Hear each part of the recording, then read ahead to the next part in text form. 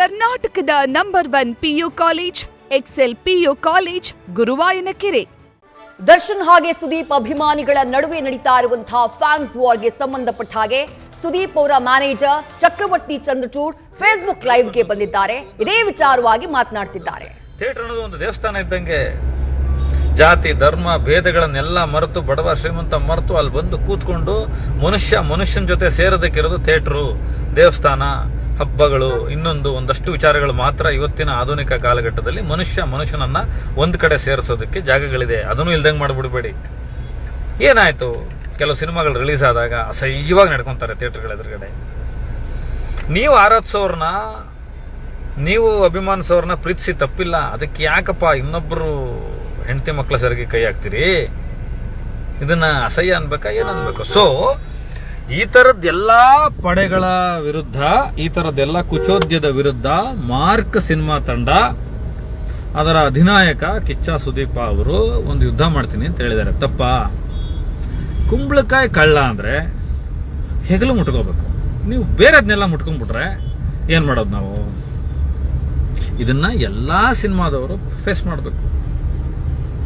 ಇದು ಎಲ್ಲರೂ ಯೋಚನೆ ಮಾಡಬೇಕು. ಇದು ಎಲ್ರಿಗೂ ಇರತಕ್ಕಂಥ ಸವಾಲು. 45 ಅವ್ರಿಗಿರುವಂಥ ಸವಾಲು, ಮಾರ್ಕಿಗಿರುವಂಥ ಸವಾಲು, ಬೇರೆ ಸಿನಿಮಾಗಳಿಗಿರ್ತಕ್ಕಂಥ ಸವಾಲು, ಡೆವಿಲ್ ಸಿನಿಮಾ ತಂಡಕ್ಕಿರ್ತಕ್ಕಂಥ ಸವಾಲು ಕೂಡ ಅದೇ. ಡೆವಿಲ್ನವರು ಹೇಳ್ಕೊಂಡಿದ್ದಾರೆ 9551 ಚಿಲ್ಲರೆ ನಾವು ಪೈರಸಿ ಲಿಂಕ್ಗಳನ್ನು ತೆಗೆದ್ವಿ ಅಂತ ಅಲ್ವಾ? ಪೈರಸಿಯನ್ನ ಏನು ನಾನು ಇಷ್ಟು ತನಕ ಸಮಸ್ಯೆಗಳು ಹೇಳಿದ್ನೆ, ಇದನ್ನ ಯಾರು ಮಾಡಿದ್ರು ತಪ್ಪೆ. ಇದಕ್ಕೆ ಕಿಚ್ಚ ಸುದೀಪ್ ಅವ್ರು ಯಾವತ್ತಾದರೂ ತುಪ್ಪ ಸುರಿದಿದ್ದಾರ? ಫ್ಯಾನ್ಸ್ಗಳಿಗೆ ಇನ್ನೂ ಬುದ್ಧಿ ಹೇಳಿದ್ದಾರೆ, ಒಳ್ಳೇದಾಗಿ ನಡ್ಕೊಳ್ಳಿ ಅಂತ. ನೀವು ಕೆಟ್ಟದಾಗಿ ಒಂದು ಕಡೆ ಕಮೆಂಟ್ ಮಾಡೋದು, ಕೆಟ್ಟದಾಗಿ ಟ್ರೋಲ್ ಮಾಡೋದು, ಅಸಹ್ಯವಾಗಿ ವಿಕೃತವಾಗಿ ನಡ್ಕೊಳ್ಳೋದು, ಇದೆಲ್ಲ ಮಾಡಿಬಿಟ್ಟು ಕೊನೆಗೊಂದಿನ ನಿಮ್ಮ ಮನೆಯ ಪೋಷಕರು, ನಿಮ್ಮ ತಂದೆ ತಾಯಿಗಳು ರೋಡಿಗಿಳಿದು ನನ್ನ ಮಕ್ಕಳನ್ನ ಜೈಲಿಂದ ಬಿಡಿಸಿ, ಪೊಲೀಸ್ ಸ್ಟೇಷನ್ನಿಂದ ಬಿಡಿಸಿ ಅಂತ ಹೇಳೋದು ಎಷ್ಟು ಚಂದ. ನಿಮ್ಮ ಪೋಷಕರಿಗೆ ಮಾಡ್ತಿದ್ರೆ ಜವಾಬ್ದಾರಿಯಿಂದ ನಡ್ಕೋಬೇಕಲ್ವಾ? ಯಾವುದೋ ನಟನನ್ನ ಆರಾಧನೆ ಮಾಡ್ತೀರಾ, ಮಾಡಿ, ಸಂತೋಷ ಬೇಕು. ಪೂಜಿಸೋದಕ್ಕೆ ವ್ಯಕ್ತಿತ್ವ ಬೇಕು. ಇವತ್ತು ಎಲ್ರಿಗೂ ದೇವರುಗಳು ಬೇಕು. ಎಲ್ಲರಲ್ಲೂ ದೇವ್ರು ಹುಡ್ಕೋದು, ನಮ್ಮ ನಾಯಕನನ್ನು ಹುಡ್ಕೋದು, ಒಂದು ರೋಲ್ ಮಾಡಲ್ನ ಹುಡ್ಕೋದು ಬೇಕು. ಹಬ್ಬ ಮಾಡಿ, ಜಾತ್ರೆ ಮಾಡಿ, ಸಿನಿಮಾಗಳನ್ನು ಸಂಭ್ರಮಿಸಿ, ಅದರಲ್ಲಿರುವ ಕಂಟೆಂಟ್ ಅನ್ನು ಹೇಳಿ, ಈ ಥರದೊಂದು ವಸ್ತು ವಿಷಯನ ನನ್ನ ಹೀರೋ ಮುಟ್ಟಿದಾನೆ ಅಂತ ಹೇಳಿ ಅದನ್ನ ಬಿಟ್ಟುಬಿಟ್ಟು ನಿಮ್ಮ ಬದುಕನ್ನು ಹಾಳು ಮಾಡಿಕೊಂಡು, ಪೊಲೀಸ್ ಸ್ಟೇಷನ್ ಕೋರ್ಟ್ಗಳನ್ನು ಅಳ್ಕೊಂಡು, ಕೇಸ್ಗಳಲ್ಲಿ ಜೈಲುಗಳಿಗೆ ಹೋಗಿ, ನಿಮ್ಮ ವ್ಯವಸ್ಥೆನೇ, ಚಿತ್ರಣನೇ ನೀವೇ ನಾಶ ಮಾಡಿಕೊಂಡು ಮಾಡುವವರ ವಿರುದ್ಧ ಒಂದು ಯುದ್ಧ ಆಗಬೇಕಲ್ವಾ? ಕಾನೂನಿನ ಯುದ್ಧ ಆಗಬೇಕು ಅಥವಾ ಸಾಂಸ್ಕೃತಿಕ ಯುದ್ಧ ಆಗಬೇಕು. ಯಾವ ಥರದಲ್ಲಾದ್ರೂ ಒಂದು ಪ್ರತಿರೋಧ ವ್ಯಕ್ತಪಡಿಸ್ಬೇಕಲ್ವಾ ಅಂತ ಹೇಳಿರೋದನ್ನು ಬಿಟ್ಟರೆ, ನಾನು ಬೆಳಗ್ಗೆಯಿಂದ ನಿನ್ನೆಯಿಂದ ನೋಡ್ತಾ ಇದ್ದೀನಿ, ಅದು ಆ ನಟರ ವಿರುದ್ಧ ಮಾತಾಡಿದ್ರಂತೆ, ಆ ನಟರ ಪತ್ನಿ ಮಾತಾಡಿದ್ರಂತೆ, ಇನ್ನೊಬ್ಬರು ಮಾತಾಡಿದ್ರಂತೆ. ಹೀಗೆ ತುಂಬ ಜವಾಬ್ದಾರಿ ಇರುವವರು ಬೆಂಕಿಯನ್ನು ಆರಿಸಿ ಅದನ್ನು ಬೆಳಕಾಗಿಸುವಂಥ ಕೆಲಸ ಮಾಡಬೇಕು. ನಾನಂತೂ ಆ ವೃತ್ತಿ ಧರ್ಮಕ್ಕೆ, ಮನೋಧರ್ಮಕ್ಕೆ ಸೇರಿದವನಲ್ಲ. ಬೆಂಕಿ ಹಚ್ಚಬಾರ್ದು. ಸೊ ಯಾವ ನಟರುಗಳ ನಡುವೆನೂ ಬೆಂಕಿ ಹಚ್ಚಬೇಡಿ. ಮಾರ್ಕ್ ಸಿನಿಮಾ ತಂಡ 45 ಸಿನಿಮಾ ತಂಡಕ್ಕೆ ಶುಭಾಶಯ ಕೋರಿದೆ ಅಧಿಕೃತ ವೇದಿಕೆಗಳ ಮೇಲೆ. ನಮ್ಮೆಲ್ಲರ ಪ್ರೀತಿಯ ಶಿವಣ್ಣ ಮಾರ್ಕಿ ಒಳ್ಳೇದಾಗ್ಲಿ ಅಂತ ಹೇಳಿದ್ದಾರೆ. ಉಪೇಂದ್ರ ಅವರು ಹೇಳಿದ್ದಾರೆ. ಅರ್ಜುನ್ ಜನ್ಯ ಕಿಚ್ಚ ಸುದೀಪ್ ಅವರಿಗೆ ಸ್ವತಃ ತಮ್ಮ ಇದ್ದಾಗೆ. ಸೊ ಇಂಥ ವಾತಾವರಣದಲ್ಲಿ ಎಲ್ಲ ಸಿನಿಮಾಗಳನ್ನು ನೋಡಿ ಮನುಷ್ಯ ಸಂಭ್ರಮ ಪಡೋದಕ್ಕೆ ಇವತ್ತು ಕಾರಣಗಳೇ ಇಲ್ಲದಂತಹ ವಾತಾವರಣ ಇದೆ. ನಮಗೆ ಸಂಭ್ರಮಿಸಕ್ಕೆ ಏನು ಕಾರಣ ಅಂತ ನಾವು ಹುಡುಕೊಂಡು ಒದ್ದಾಡಬೇಕಾದಂಥ ಸಿಚುವೇಶನ್ ಅಲ್ಲಿ ನಿಮಗೆ ಸಿಗುವಂಥ ಸಣ್ಣ ಪುಟ್ಟ ಸಂಭ್ರಮದ ಮನುಷ್ಯನ ಮೂಲಗುಣ ಅದು ಕಳ್ಕೋಬೇಡಿ. ಅದನ್ನ ಅಸಹ್ಯವಾಗಿ, ವಿಕೃತಿಯಾಗಿ ಅದನ್ನ ಕನ್ವರ್ಟ್ ಮಾಡಿಕೊಂಡು ಆ ನರಳುವಿಕೆಯನ್ನೇ ಸಂತೋಷ ಪಡುವಂಥ ಸಂಭ್ರಮಕ್ಕೆ ಹೋಗಬೇಡಿ ಅನ್ನೋದು ಸ್ಪಷ್ಟನೆ ನಾನು ಕೊಡಬೇಕಾಗಿತ್ತು. 25ಕ್ಕೆ ಸಿನಿಮಾ ರಿಲೀಸ್ ಆಗ್ತಾ ಇದೆ. ಭಾರತೀಯ ಚಿತ್ರರಂಗ ಇವತ್ತು ಹಲವಾರು ಸವಾಲುಗಳನ್ನು ತಾಂತ್ರಿಕವಾಗಿ ಮತ್ತು ನೈತಿಕವಾಗಿ, ಸಾಮಾಜಿಕವಾಗಿ ಎದುರಿಸ್ತಕ್ಕಂಥ ಸಂದರ್ಭದಲ್ಲಿ ಸಿನಿಮಾ ಅನ್ನೋದು ಕೂಡ ಒಂದು ಮಾಫಿಯಾ ಆಗೋಗ್ಬಿಟ್ಟಿದೆ. ಇವತ್ತು ಜನರ ತಲೆಗೆ ಯಾವ ವಿಷಯ ತುಂಬಬೇಕು, ಯಾವ ಐಡಿಯಾಲಜಿಯನ್ನು ತುಂಬಬೇಕು, ಅದನ್ನು ಹೇಗೆ ರಾಜಕೀಕರಣಗೊಳಿಸಬೇಕು ಅನ್ನೋದು ಕೂಡ ಈ ಸಂಸ್ಕೃತಿಯನ್ನು ದುರುಪಯೋಗ ಪಡಿಸ್ಕೊಳ್ತಕ್ಕಂಥ ರಾಜಕೀಯ ವ್ಯವಸ್ಥೆಯಲ್ಲಿ ಇದನ್ನು ಮಾಡ್ಕೊಳ್ಬೇಡಿ. ಸಿನಿಮಾ ಮಾಡಿ ತಂದು ಮಾಡೋದು ನಮ್ಮೆಲ್ಲ ಶ್ರಮ. ಅದು ನಮ್ಮ ಆತ್ಮಸಂತೋಷಕ್ಕೆ, ನಮ್ಮ ದುಡಿಮೆಗೆ ಮಾಡ್ಕೊಳ್ಳೋದು. ಅದೇನು ಕಷ್ಟಪಟ್ಟಿವಿ ಅನ್ನೋದೇನು ಹಿರಿಮೆ ಏನಲ್ಲ. ಅದು ನಾವು ಪಡಬೇಕು. ನಮ್ಮ ಕೆಲಸ ನಾವು ಮಾಡ್ತಾ ಇದೀವಿ ಅಷ್ಟೇ. ಇದನ್ನು ಮಾಡಿ ಇದನ್ನು ಫ್ಯಾನ್ ವಾರ್ ಅಂತಲೂ ಕರೆಯೋಕ್ಕಾಗಲ್ಲ, ತೊಂದರೆಗೀಡಾಗಬೇಡಿ ಅಂತ ಹೇಳೋದಕ್ಕೆ ನಾನು ಇವತ್ತು ಲೈವ್ ಬರಬೇಕಾಗಿತ್ತು. ಒಂದಷ್ಟು ಚಾನಲ್ಗಳಿಗೆ ಬೆಳಗ್ಗೆಯಿಂದ ವಾಹಿನಿಗಳಿಗೆ ಮಾತನಾಡ್ತಾ ಇದ್ದೆ. ಈಗಲೂ ಕೂಡ ಅದನ್ನೇ ಹೇಳ್ತಾ ಇದ್ದೀನಿ. ಇದು ನಾನು ಹುಬ್ಬಳ್ಳಿಯ ವೇದಿಕೆಯಲ್ಲಿದ್ದೆ, ನಾನು ಕಣ್ಸಾಕ್ಷಿಯಾಗಿದ್ದೆ. ಇದೇ ಅರ್ಥೈಸುವಿಕೆಯಲ್ಲಿ ಕಿಚ್ಚ ಸುದೀಪ್ ಅವರು ಹೇಳಿದ್ದಾರೆ ಅಂತ ನಿಮಗೆ ಹೇಳೋದಕ್ಕೆ. ಇದು ಯಾರಿಗೋ ಭಯ ಪಡುವಂತಹ ಅಥವಾ ಇದಲ್ಲ, ಇದೊಂದು ನೈತಿಕತೆಯ ಪ್ರಶ್ನೆ. ಆ ಕಾರಣಕ್ಕೆ ಹೇಳ್ತಾ ಇದ್ದೀವಿ ಅಷ್ಟೇ. ನಮಸ್ಕಾರ. ಯಾರಿಗಾದ್ರೂ ಏನಾದ್ರು ಕೇಳದಿದ್ರೆ ಹೇಳ್ತೀನಿ. ಬೇಗ ಹೋಗ್ಬೇಕು.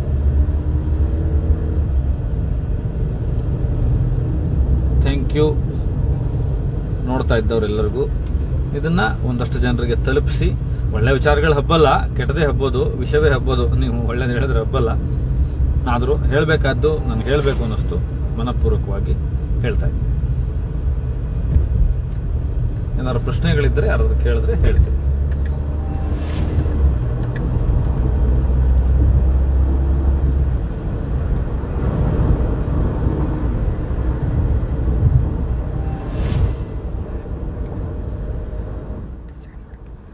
ಸೊ ನಾವುಗಳೆಲ್ಲರೂ ಸಂತೋಷ ಪಡೋದಕ್ಕೆ ಕಾರಣಗಳನ್ನು, ನಮ್ಮ ಹತ್ರ ಇರುವ ಕಾರಣಗಳನ್ನು ಇನ್ನೂ ಹೆಚ್ಚು ಮಾಡ್ಕೊಳ್ಳೋಣ, ಸಂಭ್ರಮ ಪಡೋಣ. ಅದಕ್ಕೆ ನಾವು ನಮ್ಮ ಜೀವನ ಮಾಡ್ಕೊಳ್ಳೋಣ. ವಿಕೃತಿ ಮಾಡೋದಕ್ಕೆ, ಇನ್ನೊಬ್ಬರನ್ನ ದ್ವೇಷ ಮಾಡೋದಕ್ಕೆ ನಮ್ಮ ಸಮಯನ ಹಾಳು ಮಾಡ್ಕೊಳ್ಳೋದು ಬೇಡ, ನಮ್ಮ ಶಕ್ತಿಯನ್ನು ವಹಿಸೋದು ಬೇಡ ಅಂತ ಹೇಳ್ತಾ, ಉಮಾದೇವಿ ಐ ಆಮ್ ಗುಡ್ ಮಾ, ಚೆನ್ನಾಗಿದ್ದೀನಮ್ಮ, ನೀವಾಗಿದ್ದೀರಾ ಮಾಡ್ತಾ. ಇದನ್ನೆಲ್ಲ ಯಾರು ಫ್ಯಾನ್ ವಾರ್ ಅಂತ ಕರೆಯಲ್ಲ. ಇನ್ನೊಂದಿನ ನಾನು ಫ್ಯಾನ್ ವಾರ್ ಅಂದರೆ ಅದೊಂದು ತುಂಬ ಆರೋಗ್ಯಕರವಾದಂಥ ಸ್ಪರ್ಧೆ. ಅದು ಚಂದ. ಅದು ಫ್ಯಾನ್ ವಾರ್ ಅನ್ನೋದು ಇದು ಈ ಸ್ಯಾಡಿಸಮ್ಗೆ, ವಿಕೃತಿಗೆ ಫ್ಯಾನ್ ವಾರ್ ಅಂತ ಹೆಸರಿಡೋದು ಬೇಡ. ಅನಗತ್ಯವಾಗಿ ಯಾರ್ಯಾರನ್ನೋ ತಂದು ಒಂದು ವಾತಾವರಣನ, ಚಂದವಾಗಿರತಕ್ಕಂಥ ಒಂದು ವಾತಾವರಣನ ಕೆಡಿಸೋದು ಬೇಡ, ಆ ಮನಸ್ಥಿತಿಯನ್ನು ಅಂತ ಹೇಳ್ತಾ ಎಲ್ರಿಗೂ ನಮಸ್ಕಾರ, ಧನ್ಯವಾದಗಳು, ಶುಭ ದಿನ. ಕಿಚ್ಚ ಸುದೀಪ್ ಅವರ ಮ್ಯಾನೇಜರ್ ಚಕ್ರವರ್ತಿ ಚಂದ್ರಚೂಡ್ ಅವರು ಕೊಟ್ಟಂತಹ ಸ್ಪಷ್ಟನೆ ಇದು. ಸುದೀಪ್ ಅವರು ಹುಬ್ಳಿ ಕಾರ್ಯಕ್ರಮದ ಪ್ರೀ ರಿಲೀಸ್ ಈವೆಂಟ್ ನಲ್ಲಿ ಆಡಿದಂತಹ ಮಾತುಗಳು ದೊಡ್ಡ ಮಟ್ಟದಲ್ಲಿ ಕಿಚ್ಚನ್ನ ಹಬ್ಬಿಸ್ಬಿಟ್ಟಿತ್ತು. ಸೋಷಿಯಲ್ ಮೀಡಿಯಾದಲ್ಲೂ ಇಬ್ಬರು ನಟರ ನಡುವಿನ, ಅಭಿಮಾನಿಗಳ ನಡುವಿನ ವಾರ್ಗೆ ಅದು ಕಾರಣ ಆಗ್ಬಿಟ್ಟಿತ್ತು. ಹಾಗಾಗಿ ಸುದೀಪ್ ಯಾವ ಅರ್ಥದಲ್ಲಿ ಮಾತನಾಡಿದ್ರು, ಯಾವುದನ್ನ ತಲೆಯಲ್ಲಿ ಇಟ್ಕೊಂಡು ಮಾತನಾಡಿದ್ರು, ಅದನ್ನ ಸ್ಪಷ್ಟಪಡಿಸುವಂತಹ ಕೆಲಸವನ್ನ ಸುದೀಪ್ ಮ್ಯಾನೇಜರ್ ಚಕ್ರವರ್ತಿ ಚಂದ್ರಚೂಡ್ ಮಾಡುವಂತಹ ಪ್ರಯತ್ನ ಮಾಡಿದ್ದಾರೆ.